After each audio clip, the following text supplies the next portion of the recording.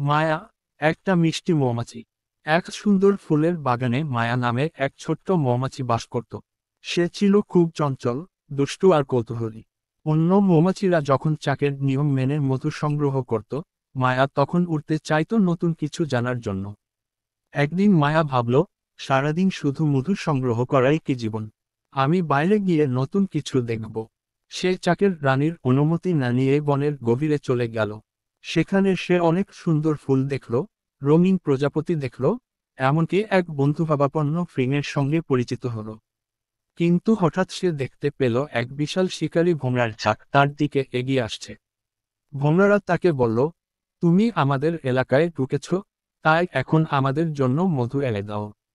মায়া ভয়ে পেয়ে গেল, কিন্তু সে বুদ্ধি করে বলল, আমি একা তো খুবই ছোট।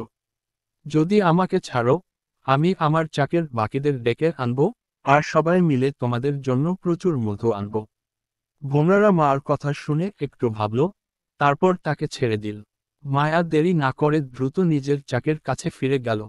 সে রানীর সামনে গিয়ে সব সত্যি কথা বলল, আর বুঝতে পারল, নিয়ম ভেঙে অনুমতি না নিয়ে কোথাও যাওয়া বিপজ্জনক হতে পারে। রানী তাকে ক্ষমা করে দিল, কিন্তু বলল, তোমার কৌতূহল ভালো, কিন্তু দায়িত্ব ও নিয়মও মানতে হবে। এরপর থেকে মায়া আরও সচেতন হলো, আর চাকের নিয়ম মেনে দায়িত্বের সঙ্গে কাজ করতে লাগলো। কৌতূহল থাকা ভালো, কিন্তু দায়িত্ব ও নিরাপত্তার কথা ভুলে গেলে চলবে না।